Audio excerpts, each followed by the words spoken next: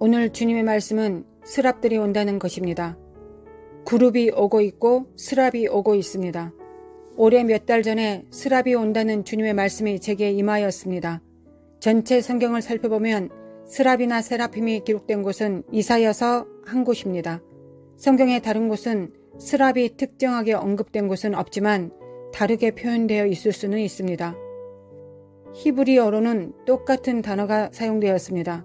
스랍이 오게 되면 무슨 일이 일어날까요? 어제 저녁에는 그룹이 오면 무슨 일이 일어날지를 보았습니다. 이들은 아주 특별한 일들을 합니다. 이 말씀을 진행하기 전에 여러분에게 한 가지 말씀드리겠습니다. 주님께서 교회를 인내하시고 교회의 헛된 일들을 참아주시던 시대는 끝났습니다. 그래서 당신의 삶을 바로잡지 않으면 쫓겨날 것입니다. 당신의 삶을 바로잡거나 아니면 영원히 뒤에 남겨지든지 두 가지 길만 있을 뿐입니다. 뒤에 남겨지는 것은 매우 위험한 일입니다. 구원을 향해 가거나 또는 지옥을 향해 갈 수 있기 때문입니다. 주님의 보호 없이 뒤에 남겨지면 당신은 생존을 위해 혼자 싸우게 됩니다. 그것은 끔찍하게 위험하고 보호되지 않는 환경에서 생존할 가능성은 매우 희박합니다. 이 좋은 해에 저는 한 가지를 굳게 확신합니다. 2020년과 2021년 2년간은 은혜를 연장해 주신 때이고 하나님께서 여러분의 삶을 바로 잡도록 하셨습니다. 2022년부터 위험한 일이 닥칠 것이기 때문입니다. 지금 현재 나타나는 많은 현상들은 때때로 악한 일을 의미하지만 한편으로는 하나님은 그의 목적을 위해 이것을 사용합니다. 지금 일어나는 모든 상황들은 2020년 3월에 시작되었을 때 아무도 이것이 이렇게 긴 시간 동안 지속될 것이라고 상상하지 못했을 것입니다. 그런데 2020년에 시작하여 2021년으로 넘어왔고 여전히 그 균은 종식될 기미가 보이지 않습니다. 사그라진다고 할 때가 되면 새로운 것이 나오고 지금도 충분히 나쁘다고 생각하는데 또 다른 것들이 나왔습니다. 이것은 웃을 수 있는 문제가 아닙니다. 왜 웃습니까? 저는 첫날부터 말해왔습니다. 수천 명이 이미 사망했는데 이게 웃을 때인지 웃지 말아야 할 때인지 분간을 하십시오. 만약 당신이나 당신의 사랑하는 사람이 죽었다면 당신은 웃을 수 있다고 생각하십니까? 앞으로 어떤 일이 일어난다고 할지라도 그것은 웃을 수 있는 문제는 아닙니다. 그래서 우리가 지금까지 이 문제를 해결하기 위해 무엇을 해야 했을까요? 실질적으로 거의 전 세계가 마비되고 대부분의 나라에서는 집에서 근무하도록 권장되었습니다. 당신이 집에서 일할 때 당신 일 하는 것 외에 여가 시간이 많습니다. 양질의 충분한 시간을 가질 수 있었습니다. 그 시간에 무엇을 했습니까? 여러분들의 속사람을 강화하기 위해 그 시간을 투자했습니까? 2020년 2월에 우리는 이 사태를 처음 들었습니다. 그때 주님의 말씀이 저에게 임했습니다. 이 병균은 아무것도 아니며 더 나쁜 것이 올 것이라고 말씀하셨습니다. 우리가 지금 보고 있는 것보다 아주 끔찍한 것들이라고 하셨습니다. 이것들은 우리 모두를 준비시키기 위한 역할을 하게 될 것이라고 말씀하셨습니다. 우리가 얼마나 준비하고 있는지 여러분들 스스로가 아주 강하게 질문해 보십시오. 이 마지막 때 더 큰 것들이 올 것이며 당신의 유일한 보호막은 하나님이 될 것입니다. 출애굽 당시 애굽에 임한 10가지 재앙 중에서 이스라엘 자손을 초자연적으로 보호하신 것과 같습니다. 초자연적으로 보호받기 위해서는 아주 중요한 한 가지가 필요합니다. 그것은 하나님과 여러분들이 맺은 언약입니다.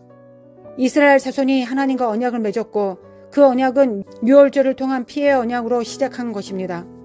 이제 주 예수 그리스도가 우리의 유월절 어린 양이시기 때문에 우리는 더 이상 옛 유월절로 넘어갈 필요는 없습니다.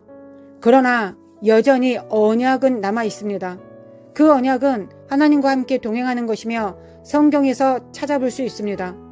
출애굽기 19장 5절과 6절에 주님께서 이스라엘 자손에게 말씀하셨습니다. 세계가 다 내게 속하였나니 너희가 내 말을 잘 듣고 내 언약을 지키면 너희는 모든 민족 중에서 내 소유가 되겠고 너희가 내게 대하여 제사장 나라가 될 것이며 너희는 이 말을 이스라엘 자손에게 전할지니라.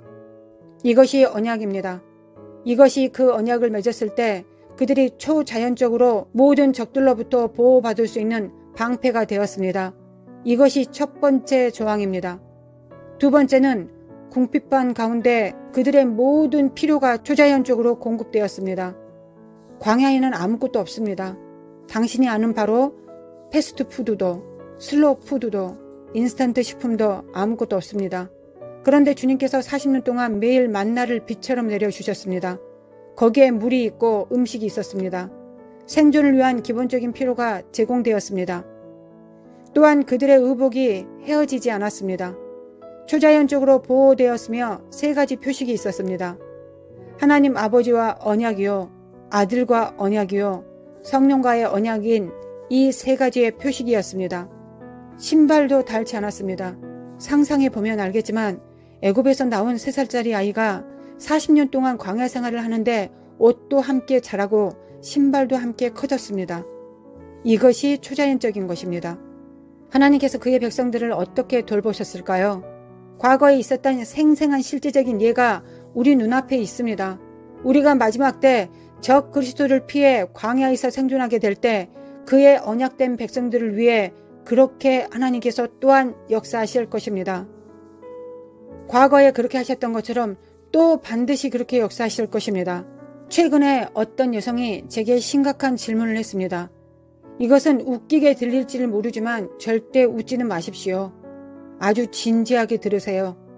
하지만 저는 그 질문을 듣고 처음에는 웃었습니다. 여러분들이 웃어야 한다면 언제 웃어야 하는지 알려드리겠습니다. 우리가 우리 몸에 마크를 받으면 안 됩니다. 그렇죠? 여러분, 우리는 평생을 어떻게 먹어야 하나요? 이것은 중요한 질문입니다. 우리가 우리의 몸에 마크를 받지 않으면 매매를 할 수 없는데 우리는 어떻게 먹는 것을 유지할 수 있을까요? 여러분, 그래서 이 여성이 저에게 질문을 했습니다. 아마 이 여성도 이런 고민이 있었던 것 같습니다. 저에게 질문을 했습니다. 우리는 우리 몸에 마크를 받지 않아야 하는데 혹시 우리가 아는 어떤 사람이 그 마크를 받았습니다. 그런데 그 마크를 받은 사람이 식료품 가게에서 먹을 것을 사왔습니다. 우리는 그 식료품을 먹어도 될까요? 저는 이 진지한 신학적 질문에 대해 곰곰이 생각해 보았습니다. 이전에는 아무도 이런 생각을 질문한 적도 없고 질문하지도 않았을 것입니다. 우리는 적 그리스도에 대해서 생각해 보지도 못했습니다. 또한 마크를 받는 것에 대해서도 진지하게 많이 생각해 보지 않았고 몸에 마크를 받은 사람이 사온 음식에 대해서 우리가 먹어도 되는지 먹으면 안 되는지에 대해서도 생각해 보지도 않았습니다. 우리는 그 음식을 먹어도 될까요? 먹을 수 있는지 못 먹는지 그게 문제였기에 그 질문에 어떻게 대답을 해야 될지 저는 한참 고민을 했습니다. 당신이 구원받지 못한 아버지나 어머니, 남편이나 아내라고 가정해 보십시오. 그들은 마크를 받아버렸습니다. 그리고 식료품점에 갔고 당신과 당신 가족을 위해 식료품을 사왔다고 가정해 보십시오. 저의 친애하는 친구 브루스 박사는 그것이 식인풍습에 관한 것이라고 말합니다. 그곳에서 인간 희생 파티가 열릴 것이고 덫에 걸리게 할 수 있습니다. 그것이 식인풍습에 해당되는 것이므로 대답은 먹어서는 안 된다는 것이었습니다. 당신 옆에 마크를 받은 자가 있고 그가 식료품을 사왔습니다. 그가 아주 맛있는 요리를 한다고 할지라도 그리고 그 냄새가 여러분들의 오감 안으로 스며들어서 여러분들을 매우 고통스럽게 한다고 할지라도 여러분들은 그 상황에서 올바르게 저항해야 합니다. 하나님께서 우리에게 떡과 물을 계속 주시겠다고 말씀하셨습니다. 우리가 의심할 여지가 없습니다. 하나님께서는 마지막 때 남은 자들에게 초자연적인 기름 부음을 부어주시겠다고 하셨습니다. 그리고 음식을 재창조하실 것입니다. 구약에는 하나님께서 그들을 위해 행하셨습니다. 새 언약에서도 우리에게 똑같은 이적들을 행해 주실 것입니다. 하나님은 남은 자에게 주의 능력을 맡기실 것이며 미래에 당신은 기적을 일으킬 것입니다. 저는 환상에서 이것을 보았습니다. 환상 중에 젊은 사람들이 땅을 보고 명령하였습니다. 타피오카는 나와라! 땅이 즉각 순복하여서 타피오카가 나왔습니다. 감자와 야채가 땅으로부터 나오는 것입니다. 그것은 먹는 것입니다. 그런데 햄버거 나와라, 피자 나와라, 그러지는 마세요. 그것은 정크푸드입니다. 이것들을 좋아하는 사람들에게는 매우 나쁜 소식이 될 수 있겠습니다. 우리 모두 이 정크푸드와 멀리하기 시작해야 합니다. 저는 감자튀김을 매우 좋아합니다. 저에게도 시험이 될 것입니다. 괜찮습니다. 감자를 먹으면 되겠죠. 여전히 감자를 먹을 수는 있을 것입니다.